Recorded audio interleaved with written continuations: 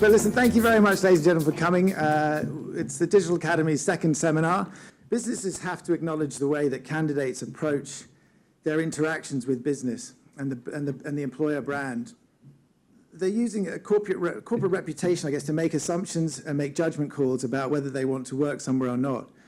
And it's becoming more and more important for a corporation to deal with all of the individuals, all the stakeholders, in a very transparent and honest way. So to actually resonate, to engage with people, to have those likes, to have those shares, to have those engagements is a very difficult thing. When I get asked what we are trying to achieve, I think that it's summed up by trying to disrupt the traditional recruitment industry. And we're aiming to do that by creating the Digital Academy, which is essentially a social recruitment knowledge base. We have a knowledge center that's a free resource for all. And I think if you think about it now, what we aim to see as the king of the hill is really talent communities and employee advocacy. So we're talking about referrals, we're talking about interactions, genuine interactions with corporations, with their talent communities. Hi guys, I'm Jen. Thank you very much for coming this evening. It's great to see the community all interested in actually changing what we are doing and seeing how we can improve, which is really important to make sure that we are not only competitive here in Sydney, but also across Australia and globally to make sure that we're getting great talent, but not only the startups, but also the other businesses here so that we can be competitive. So OneShift, it's a job marketplace, basically. We connect talent to businesses instantly. We take in all sorts of information. So whether that's behavioural, how they react to jobs, whether they reject or accept, so like Tinder, as well as businesses. We all know it's the team that drives the business, it's not the product. You can have the best product in the world, as much money as you can dream of, but unless you've got the right people on the ground driving that, you've got no hope in the world.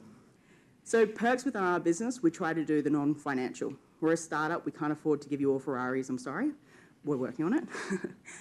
But it's all about investing in your culture and making sure that everyone works well together from a relationship point of view, because when times get tough, if they can relate on a different level, it means that they'll be able to make better decisions together because they understand each other. They understand what drives them crazy. They understand what drives them in general, whether they get out of bed because they love the job or because they love the vision, or, what is that? Where are they heading? So doing anything from, we won't offer crazy salaries, but we know that we'll get people that don't want to be there for the salary, but they're there for the culture, the vision, where we're heading, the product, and the opportunity. And you get a team that, will get in and stay till 2:30 in the morning on Saturday night just because we've got deadlines, we've got targets to hit, and, we really want to make this happen. So it really changes the way people operate in the office, which is kind of exciting, but really tough to do. So the way I treat culture is it's a marriage. It always needs work, but once you get it right, it's really exciting. And that was not a seedy joke in any way. I've just realised how bad that could have sounded. So for us, a shift in employee attraction strategy has been really important because things have changed. Candidates have changed. They're looking for something different. And we're seeing a lot of trends in the market. So right now, more than ever, candidates have more visibility about what's actually going on in your office. So you think about, all the review systems, you think about just being able to Google forums and you see all these, very exciting comments about businesses or really bad, or the press are talking about it more and more and doing case studies on where the best places are to work in the world, or there is awards and, all those things. And at the moment, it's not a capital game, it's not a, technology game, it's actually who's got the best talent to make it happen and drive it. If you get the right culture, you get it right, and you set up the right structures to support it, people will stay and people will stay loyal. So with this change in employee behaviour, we're finding there's a 2.4 year sort of hang around period before people actually change roles. So these are for more your full-time roles, and this is rapidly dropping. So it was 2.8 3 years ago. So people are not only then moving roles within their company, but they're also moving businesses completely, and even completely different industries. And businesses are favouring this because they're looking for people who actually have a bit of experience from lots of different places, different roles, that can bring some edge to their company. They're not just looking for that typical experience of candidates who have worked in that same position for 10 years anymore. The gold watch is dead, so to speak. But anyway, that's a bit about OneShift and what we're seeing in the market, but thank you very much for having me. So my name's George Freeney. I'm the co-founder and CEO of Boodle. We'll get a bit into that a little bit later. First on my experience, by background I'm a chemical engineer, never worked a day as one in my life. But back then, when I graduated, there were no jobs for chemical engineers. Hard to believe, but it's happening again now. So I started businesses, and I've started many businesses in my life, many of which have been an absolute disaster, and I've made a huge amount of mistakes, right? And what I really want to share with you today is what I've learned about engaging staff and keeping them engaged whilst you're really trying to find out what it is that you're doing. And we are trying to solve a really, really big problem, right? Our view on the world is that retail shopping is more convenient from physical retailers than online, but we just don't know what physical retail stores sell. So we're trying to fix that problem, which means we're trying to build a database or a directory of every store on the planet and the products they sell down to the inventory level. But it is no small task, and it's quite challenging keeping everyone aligned and engaged to that. People like the idea of a startup, right? Of this photo, this was the group of people that started after we raised cash in May 2013. Of that group, there is 1, 2, 3 people left working for me, right? I did not put good filters in place at that moment. Made it very hard to engage most of those people and keep them on board with our mission. So it's like, be wary of people who like the idea of a startup, really filter those people out and find people that really understand what it means and want to be committed to that. Leadership. I don't think I knew much about leadership, to be honest, when I first started the Boodle endeavour, and it's one of my favourite things to read about, think about, try and understand, because I underestimated how much people were following what I was doing. Like, the most likely outcome when you start something like Boodle is it will fail, right? The most likely thing that's going to happen with all the investors' money is we're going to lose it. The most likely thing is all the people who work for me are not going to have jobs working for me. And you have to motivate people to follow you into that world. And I didn't know how hard that was going to be. You need to be really vulnerable, right? You need to expose yourself and like treat people like people, let them inside, understand how I'm feeling about things and what's going on. You have to let people trust you, and you have to trust them to be a good leader, because people in the end are following me as the co-founder and the CEO of the business as much as they are believing in the vision. I thought I understood why at the beginning, and I think there's lots of layers of that concept. But when I now think about why, it's like, why am I personally wanting to do a startup, right? Is it to make lots of money? Is it because I want to change the world? Is it because I want to retire? Like, what's my core motivation for why I want to be a startup? And why this startup? Like, why Boodle? If my staff don't understand why we're doing this and I can't explain it to them, and if I don't know why my staff want to do this, why are they doing their job as an engineer or a UX designer, and why are they keen to work for Boodle, I can't help them. I can't motivate them. I can't inspire them to get on and do what they want to do. So knowing why is critical. And trust. Now, I think trust is something that is really misunderstood in the world. And there's a really interesting concept called smart trust. And what smart trust means, it's like you trust somebody in a really smart way. Now, if I trust Max implicitly and I want to do business with him, we shake hands, we get on with it, we don't write any contracts. If I'm a bit unsure, we have to put lots of contracts in place, we have to go through every permutation and combination. We start paying tax on the fact that we don't trust each other that well, right? So that's a really expensive thing, and particularly inside a startup. So in every relationship, and I explain this to my team and everyone we work with, there's like either a trust tax or a trust dividend, right? So if I really trust someone and I just get on with business, I'm earning a dividend because I'm not having to do all this paperwork and tax. If I don't, I'm paying tax. My rule now is I try and avoid paying tax at all costs, because that's my benefit as a startup. I can get on faster than the big corporations we're competing with. Know your core values, right? But one of our core values is jousting, right? And one of the things we think about when we're talking... No, but I'm serious. Like, one of the things we think about when we're thinking about our core values is like we want to take a word and we want to own it, right? Because if you use a word that everyone else sort of understands, there'll be an imbued meaning into that word. So we own jousting at Boodle. We explain it to everybody, because the culture that we want is that you can run at each other with a lance, smash into each other, knock them off the horse, and get up and be friends. There are rules about jousting, and it is a way where you can get things done fast. You can have aggressive, strong arguments with your teammates within the framework of jousting, and then once it's done, you've got to a resolution, you're all on the same page, you get up and you walk away. Now that lets us move really, really quickly. Knowing your core values and really owning them and being able to explain them to people is a key aspect of engaging people through that, and it helps with the trust, it helps with the vulnerability, it helps with all the important things that come along with building that leadership. The next one is communicate. Now, I got this so wrong, right? Like, to engage your team, you have to communicate with them. If you think you're doing enough, you're probably not. If you feel like you're doing 10 times too much, you're probably getting it right. The next one is continuous guidance. And now there's 4 areas: ruinous empathy, radical candour, manipulative insincerity, and obnoxious aggression. My view is that people love radical candour, right? And what that means is you don't beat around the bush when you give guidance. I like to call it guidance rather than feedback. You're upfront, direct and rapid. So you walk out of a meeting and someone was doing something you think undermines their position, you tell them straight away, you tell them up front. You don't try and sugarcoat it and be rather nice about it. People respond really well to it. It helps with engagement. The ones who don't like it probably shouldn't be there. Which gets to one of my favourite topics, which is millennials. I have a view that engaging this audience is really hard, right? It is hard to find people in this demographic that are prepared to make the sacrifice that comes along with working in a startup. They don't understand sacrifice. And I have a little theory that I like to think about in Australia. It's been too good for too long. Australia's been too good for too long. We need some suffering and pain to make the younger people in this country understand that it's not always that good, right? This is the reality of the way they think. And it's not their fault. It's just how they've grown up and what the environment has been like when they have. And the ones you find that have the, a more hard-working, disciplined way of thinking, you've got to encourage them and nurture them. They're the ones you want to engage and keep as much as possible. Which brings me to social media. Social media is definitely your friend. We had a philosophy right at the beginning that we would do a regular weekly or fortnightly video that sort of exposes what we're about, what we're talking about at our business. And it helps us with our recruitment. It helps us filter the candidates we want. It helps them understand what we're about before they even consider coming and working for us. I think it's really critical to use these tools to amplify what we understand about our business and what we want the world to know. More effort on recruitment equals less effort on engagement.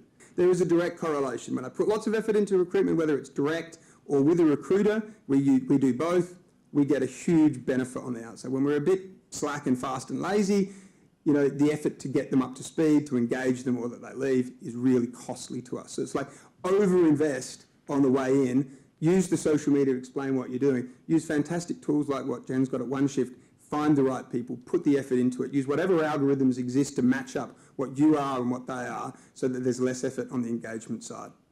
I think those 4 things are the things that I think have been the most important lessons I've learned and the things that we try and live by in maintaining the engagement of our staff. It's going to be quite different. We can't be any more contrasting organisations, from startups to the defence of Australia. We're going to go on a journey like all good marketers do. So we have over 200 different jobs. So that's everything from chaplains to riflemen, from aeronautical engineers. You're going from everything from 17-year-olds through to recruiting a neurosurgeon part-time. So there's challenges that go along with that. 8,000 roles annually, so that it's a volume-based. It's also a one-size-fits-all model. It's complex. That's, I suppose, the short term. It's a complicated way of doing things. Probably the most interesting thing that I think you said your fastest hire was 9 minutes? 27. If it was 9... 27, okay. The average recruitment time, is 9 months. From the time that you apply to the time that you get on the bus and wave goodbye to the family and put your hand up and say, yes, I'm committing to this. So that's the average time. Some of it's to do with, can they do 6 push-ups? Can they do a shuttle run in a certain amount of time? Are they allergic to peanuts? Any of those food allergies will prevent you from being able to join. Psychological assessment needs to take place as well. Medical assessment needs to take place as well. Are there any other sorts of issues? So there's all these sorts of other things that add up to that 9 months. From just sitting there in meetings listening to, but people will say bad things about us on social media. They'll say bad things. They'll say it anyway. We exist. It's the opportunity for us to engage and say, well, actually, mate, that's not true. I don't know where you've heard that, but this is the fact. And engaging with that on a 2-way street. So where are we connecting in terms of Defence Force recruiting? So we've got a Facebook presence, which is our busiest channel. We use it to drive event attendance. There's stuff that's taking place on a local level. There's stuff that's taking place on a brand level. We're engaging about 80,000 people a week. So it's quite busy in terms of responding to questions and inquiries, and also just moderating that sort of level of page. We're on Instagram. It's mainly as an inspiration focused. We're trying to fit in with everyone else's Instagram feed and trying to generate that great content. And we have jobs, but in reality, we're selling a lifestyle. So that's really, I suppose, where we're trying to inspire people that they could have that lifestyle. Twitter, we're doing a lot more stuff around sport and events. The television buying that you'll see, a lot of it is around sport. That is one of the key focuses. It's one of the last sort of areas of television where you can still get people. Trying to get that companion second screen aspect with Twitter around some of the sporting events that we do. We talked about YouTube before in terms of the biggest recruitment channel globally. There's a video for every role and then some. They all drive to the YouTube channel so we can sequence them through and start people on a journey. You know, when they're in that consideration phase of, oh, is this how I'm going to get there? They binge. They really binge, and it's great that we can get them to I suppose, look at all the different content there. There is a rewarding career in the Australian Defence Force. That's our overarching proposition. That's what sits behind every piece of content that we have. So then we obviously want to divide it down into, there's 3 different types of audiences that we see we really want to try and communicate with. Those that are closed or curious, so we can correct a misperception that you think, you know, well, you can't have a family in the Defence Force. So we'll look at content to focus on that. Inspiration, aspiration, we're looking at whether it be some sort of, that could be me sort of moment, that sort of piece of content. Understanding the process. So, okay, if I do want to try and join, what do I do next? And so we've got content for all these different bits. There's a book that that we sort of follow, and well, I personally like. It's Gary Vaynerchuk. Jab, jab, right hook is one that you'll see floating around, and his approach is just keep giving them, you know, a few little jabs, warm up the audience, warm them up, and then give them something that they can sort of sink their teeth into. Of all the ads that we do, and we do many ads on Facebook, many, in particular, 92% of them going to mobile. So we know that stat. If it's not optimised for that, we're not doing our jobs the best. You have to earn your views. Obviously, there's so much choice. How do you stop someone's thumb? You see how fast you sort of scroll. And obviously, multi-platform reach. It's the same device, and we can get them on various different channels. So that's, I suppose, a real consideration for us. Video is king. So we've talked a lot tonight about king and royalty and queen and all the rest. I still think video is king. In terms of content, it's the number one. 17 times more engaging than any other form of content. I guess one of the other things in terms of video, so people are viewing your videos with the sound on or the sound off. The use of supers at the start to really engage people. Stuff like this works with or without sound. It's fantastic. I guess you've really got to consider a whole bunch of factors when you are doing video, because it is so important now. You can see where you lost their attention and they faded out. What point of the video was that?